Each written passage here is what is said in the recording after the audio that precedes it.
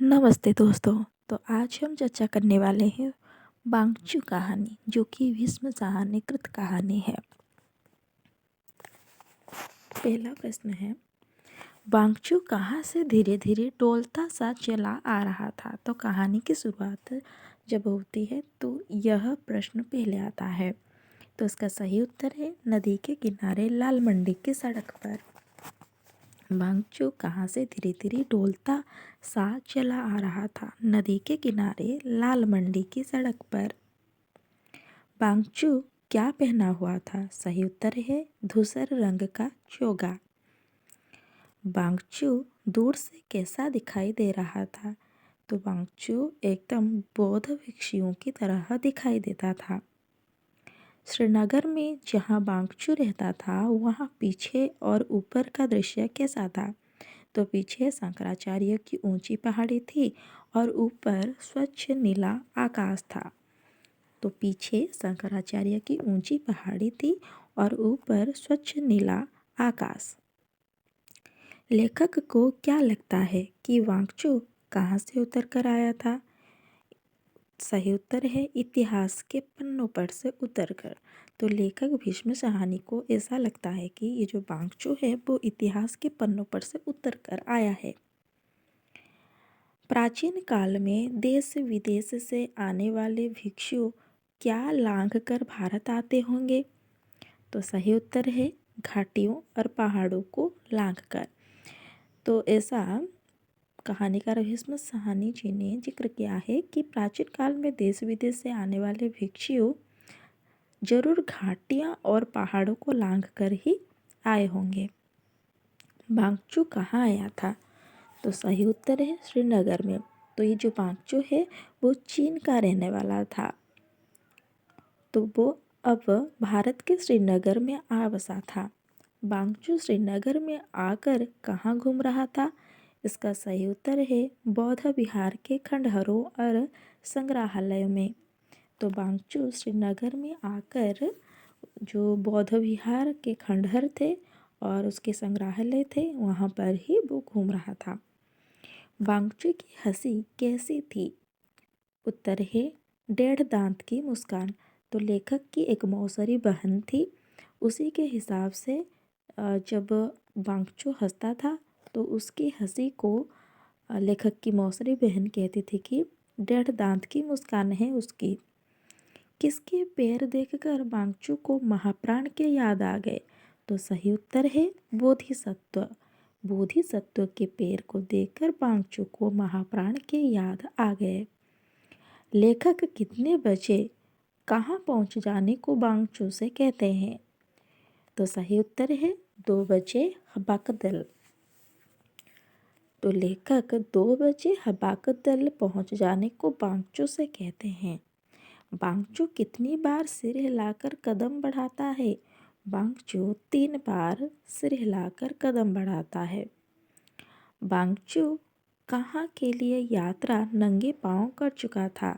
तो इसका सही उत्तर है महाप्राण के जन्मस्थान लुम्बिनी के लिए। तो वांगचू महाप्राण के जन्मस्थान लुम्बिनी के लिए यात्रा नंगे पांव कर चुका था। कहाँ महाप्राण ने पहले अपना प्रवचन दिया था। इसका सही उत्तर है सारनाथ में। महाप्राण ने पहले अपना प्रवचन दिया था सारनाथ में। सारनाथ में कौन मंत्रमुग्ध होकर वांगचू को देखते रह गए। तो इसका सही उत्तर है मृग शावक। तो सही उत्तर है 2 मृग शावक। सारनाथ में कौन मंत्रमुग्ध होकर वांगचू को देखते रह गए। सही उत्तर है 2 मृग शावक। वह रास्ता लात्सा को जाता है ना, और उसी रास्ते बौद्ध ग्रंथ तिब्बत में भेजे गए थे। यह वाक्य अक्षर कौन लेखक को कहा करता था। तो इसका सही उत्तर है वांगचू। वांगचू किसके साथ भारत आया था। तो वांगचू का एक गुरु यानी कि बुद्ध प्रोफेसर तानसान थे, उन्हीं के साथ वो भारत आया था। वांगचू को किन भाषाओं की जानकारी थी। तो इसका सही उत्तर है हिंदी और अंग्रेजी। वांगचू को हिंदी और अंग्रेजी दोनों भाषाओं की जानकारी थी। वांगचू कहाँ से अनुदान प्राप्त कर रहा था। तो वांगचू बौद्ध सोसाइटी से अनुदान प्राप्त कर रहा था। वांगचू क्यों भारत यानी कि सारनाथ में आया था? तो बोधिसत्व की मृत्यु को देखकर वो गदगद होने के लिए ही सारनाथ में आया हुआ था। वांगचू कब से संग्रहालय के चक्कर काट रहा था? महीने भर से। तो सही उत्तर है महीने भर से। कौन भक्त अधिक और जिज्ञासु कम था? कौन भक्त अधिक और जिज्ञासु कम था? तो यह है वांगचू। नेहरू जी के श्रीनगर आने के स्वागत के लिए नगर को किस तरह सजाया जा रहा था? तो इसका सही उत्तर है दुल्हन की तरह। तो श्रीनगर में नेहरू जी के आगमन के लिए तथा स्वागत के लिए जो सजाया गया था और सारे लोग उमंग से भरे थे, उत्साह से भरे थे कि यहाँ पर नेहरू जी आएंगे। लेकिन इसका प्रभाव वांगचू पर कुछ भी नहीं था। नेहरू जी कब श्रीनगर पहुँचने वाले थे? तो दोपहर को। इसका सही उत्तर है दोपहर को। क्या मेरा जाना बहुत ज़रूरी है? तो यह कथन किसका था? तो वांगचू का था। यानी कि नेहरू जी का श्रीनगर में आना वांगचू को किसी भी प्रकार से प्रभावित नहीं कर रहा था, इसलिए वो ऐसा वाक्य बोलता है कि क्या मेरा जाना बहुत ज़रूरी है।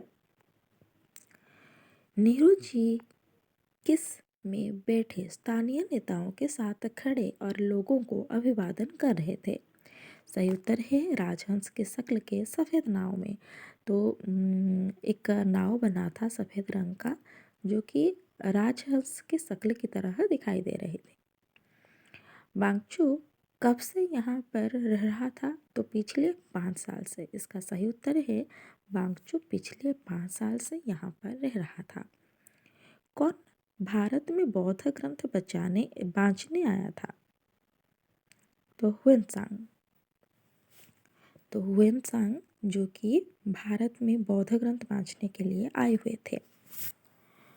अगर यह 5 साल से यहाँ रह रहा है तो जिंदगी भर यही रहेगा, यह मत किसका है? तो लेखक का एक जो भाई है अथवा दोस्त है जो कि ऐसा राय रखता है कि उसका नाम है अजय। ये बोलता है कि ये अगर 5 साल से यहाँ पर रह रहा है तो फिर इसका मतलब यह है कि ज़िंदगी भर में भारत में रहेगा। भारत में एक बार परदेसी आ जाए तो लौट कर नहीं जाते, यह कथन किसका है? तो यह कथन है अजय का। न जाने कौन से कमल फूल तोड़ने के लिए इस दलदल में घुसा है, यह कथन किसका है? तो यह है दिलीप का। तो ये जो अजय और दिलीप है इनके बारे में तो कुछ ऐसा जिक्र नहीं है कि ये लेखक के दोस्त थे अथवा भाई थे, ऐसा कुछ नहीं लिखा गया है। तो अजय के मत से यह था कि जो एक बार भारत में आकर बस जाए फिर वो जाने का नाम नहीं लेता है। फिर न जाने कौन से कमल फूल तोड़ने के लिए इस दलदल में घुसा है, यह कथन कहता है दिलीप वांगचू के प्रति। हमारा देश हमें हिंदुस्तानियों को पसंद नहीं और बाहर के लोगों को तो बहुत पसंद है। और यह कथन किसका था? स्वयं लेखक का। तो स्वयं लेखक कहते हैं कि हमारा देश हमें हिंदुस्तानियों को पसंद नहीं है लेकिन बाहर के लोगों को तो बहुत पसंद है। लेखक की मौसरी बहन का नाम क्या था? तो इसका सही उत्तर है नीलम। ये नीलम जो है वो लेखक की मौसरी बहन थी और कहानी में ऐसा देखने को मिलता है कि वो वांगचू के प्रति थोड़ी सी प्रेम भावना भी रखती है। तो इधर टाइपिंग मिस्टेक है। नेहा को नहीं, ये नीलम को। नीलम को वांगचू से कौन सा प्रेम उपहार मिला था? तो सही उत्तर है झुमरों का जोड़ा, जो कि चांदी के कश्मीरी चलन के बने हुए थे। तो चांदी के बने हुए थे 2 झुमरों। किसके कान भूरे भूरे थे? तो ये है वांगचू के कान भूरे भूरे थे, ऐसा नीलम कहती थी। वांगचू जब बहुत ज़्यादा शर्माता है तो कैसा रंग हो जाता है? इसका सही उत्तर है गहरी ब्राउन हो जाता है। नीलम कहाँ पढ़ती थी? इधर भी इधर पढ़ती नहीं, ये पढ़ती होगा। नीलम लाहौर में पढ़ती थी। बांगचू कहाँ पर रहता था? बांगचू सारनाथ में ही रहता था। वो कुछ दिनों के लिए श्रीनगर आया हुआ था। नीलम ने बांगचू को कौन सा उपहार दिया था? तो यहाँ पर बोला गया है कि बांगचू ने उपहार में दिया था जो झुमरों का जोड़ा, जो कि चांदी से बना हुआ था। अब नीलम भी बांगचू को कुछ उपहार देती है, जैसे कि चमड़े का एक राइटिंग पैड। तो चमड़े का एक राइटिंग पैड नीलम बांगचू को उपहार देती है। नीलम और बांगचू रात को कहाँ टहल रहे थे? तो मैदान में चिनारों की पांत की ओर पेड़ के नीचे। तो लेखक को लगता था कि बांगचू ही नीलम के प्रति प्रेम भावना रखता है, लेकिन नीलम का ऐसा कुछ भाव नहीं रहा होगा। लेकिन जब एक दिन रात को वो देखते हैं कि बांगचू हर रोज़ की तरह मैदान में चिनारों की पांत की ओर पेड़ों के नीचे टहलता रहता है, लेकिन इस रात को वो देखने को पाते हैं कि नीलम भी बांगचू के साथ टहल रही थी।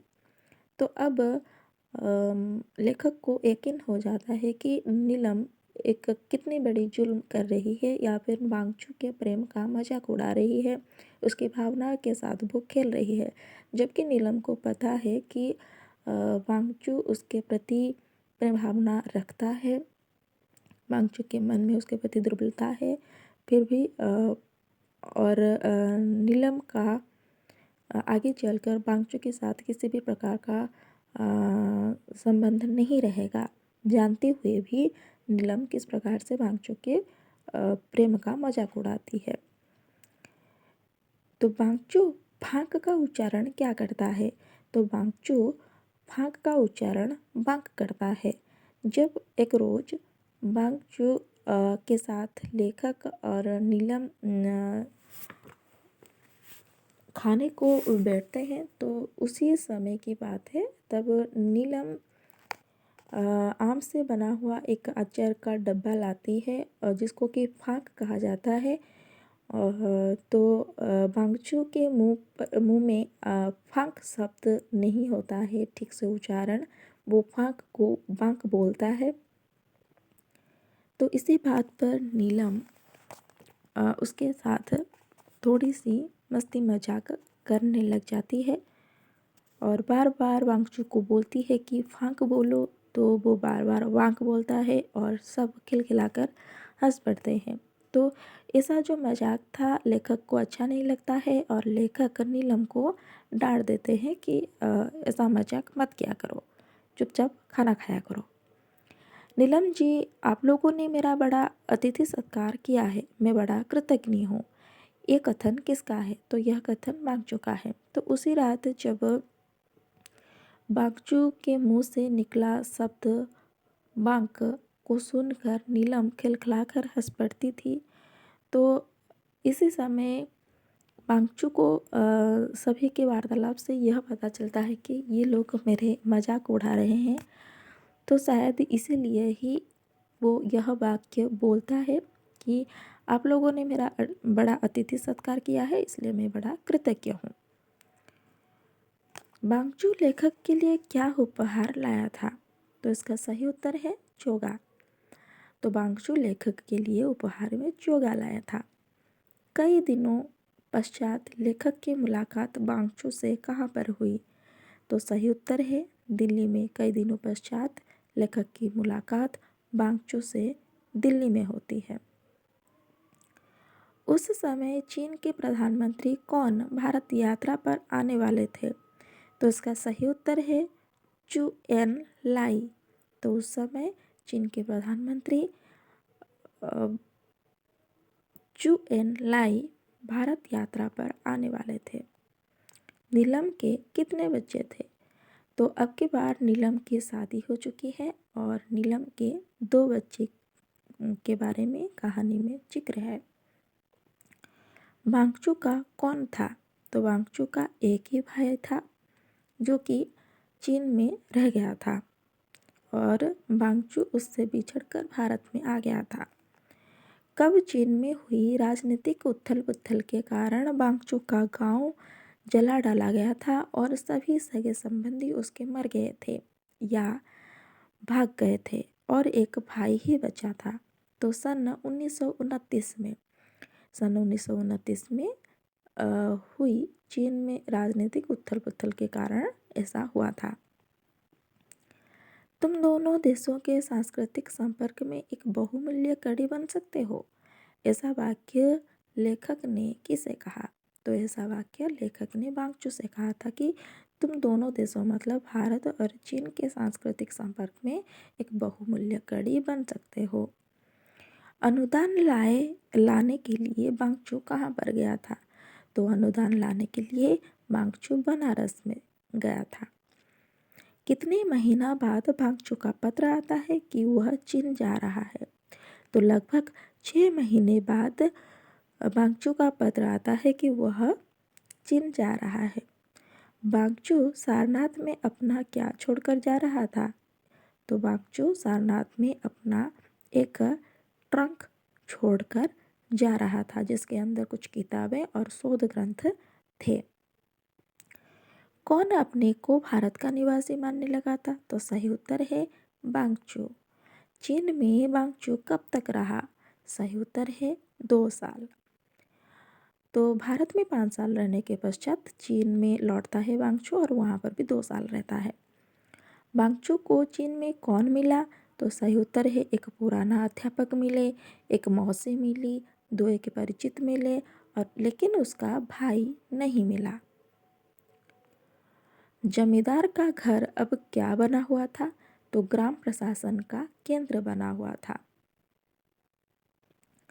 नीले पतलून में आया व्यक्ति वांगचू को कहाँ ले जाकर सवाल जवाब करते हैं? ग्राम प्रशासन के केंद्र में।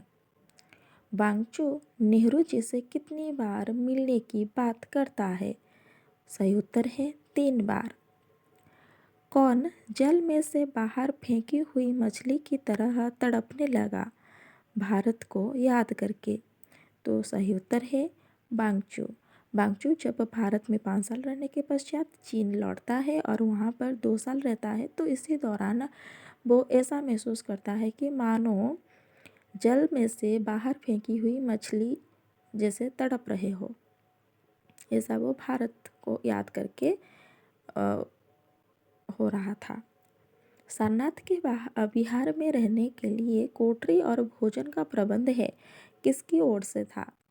तो ये बिहार की ओर से था। भारत और चीन के मुठभेड़ में कितने भारतीय सैनिक मारे गए थे? सही उत्तर है 10 भारतीय सैनिक। कब वांगचू को पुलिस पकड़कर दफ्तर में ले आए? जब वह स्टेशन के बाहर निकल रहा था। जब वांगचू स्टेशन के बाहर निकल रहा था तब उसे पुलिस पकड़कर दफ्तर में ले आते हैं। वांगचू के उसके पैसे के बारे में पूछा गया तो उसने क्या जवाब दिया?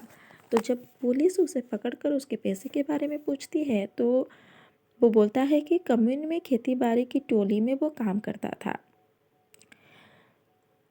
या तो कहो कि तुम्हारे देश वालों ने विश्वासघात किया है, नहीं तो हमारे देश से निकल जाओ, निकल जाओ, निकल जाओ। यह कथन किसका है? तो ये कथन है एक बंगाली बाबू का। तो एक बंगाली बाबू बोलता है वो वांगचू से, आगे भगवान, आगे मेरे चीनी, बहुत दिनों बाद दर्शन दिए। हम भी कहे इतना वर्षा हो गया, चीनी बाबू नहीं लौटे और कहिए सब कुछ कुशल मंगल है। तो यह कथन किसका था? यह कथन कैंटीन के रसोइया का था जहाँ पर वांगचू इतने दिनों से रहता आ रहा था भारत में। जब चीन से फिर से लौटता है वांगचू तो कैंटीन का रसोइया वांगचू को देखकर ऐसा बोलता है। कलकत्ता में वांगचू को पूछा गया कि तुम कहाँ जाओगे? उत्तर, मैं शांतिनिकेतन जाऊंगा। तो ऐसा उत्तर वांगचू ने दिया था। वांगचू को सारनाथ लौटने की इजाज़त कितने दिनों बाद मिली? तो वांगचू को सारनाथ लौटने की इजाज़त 1 महीने बाद मिली। वांगचू के बारे में हर किसी का कैसा राय व आशंका थी? तो वांगचू की राय में ऐसा राय था कि पिछले 20 साल से वो अध्ययन ही कर रहा है, यानी कि उसका अध्ययन ही ख़त्म नहीं हो रहा है। वो अध्ययन कर रहा है या फिर वो भारत में किसी और काम के लिए रह रहा है। बांगचू कितने अनुदान में काम बांगचू कितने अनुदान बांगचू कितना रकम अनुदान में पाता था? इसका सही उत्तर है 40 रुपये। तो बांगचू जो सारनाथ में रह रहा था संग्रहालय में, तो यहाँ पर बिहार की ओर से उसको जो अनुदान मिल रहे थे वो थे 40 रुपये। बांगचू के मरने की खबर लेखक को किसने दिया था? तो इसका सही उत्तर है मंत्री जी ने। मंत्री जी ने बांगचू के मरने की खबर दी थी लेखक को। बांगचू की अंतिम इच्छा क्या थी? तो बांगचू की अंतिम इच्छा थी कि छोटे से ट्रक और उसकी जो गिनी चुनी किताबें हैं वो लेखक तक पहुंचा दी जाए। तो मंत्री जी ने ऐसा ही किया था। उसके छोटे से ट्रंक में जो गिनी चुनी किताबें थी वो लेखक तक पहुंचा दिए थे। बड़ा नेक दिल का आदमी था, सच्चे अर्थों में बौद्ध भिक्षु था, यह कथन किसका था? तो मंत्री जी का बांगचू के प्रति यह कथन था कि बड़ा नेक दिल का आदमी था, ऐसा मंत्री जी कहते हैं। लेखक बांगचू द्वारा लिखी गई पंक्तियों को कहाँ पर छिपाते फिरते हैं? इसका सही उत्तर है कभी तख्ते पर तो कभी पलंग के नीचे, क्योंकि उनकी जो पत्नी है वो हमेशा यह कहकर उनको डांटती है, फटकारती है कि बेकार की चीज़ें घर में रख कर गंदगी फैला रहे हो, यानी कि कीचड़ फैला रहे हो, बेकार की चीज़ें क्यों फेंक नहीं देते, तो एक दिन मैं इसको जला दूंगी, ऐसा कहकर वो धमकी देती है। तो इस बात पर लेखक कभी तख्ते पर तो कभी पलंग के नीचे बांगचू के द्वारा छोड़ी गई जो ट्रंक है उसको छिपाते फिरते हैं। तो इतना था लघु उत्तर मूलक प्रश्न जो कि बांगचू कहानी के अंतर्गत थे। अगर वीडियो पसंद आया हो तो आप सभी को बहुत बहुत धन्यवाद।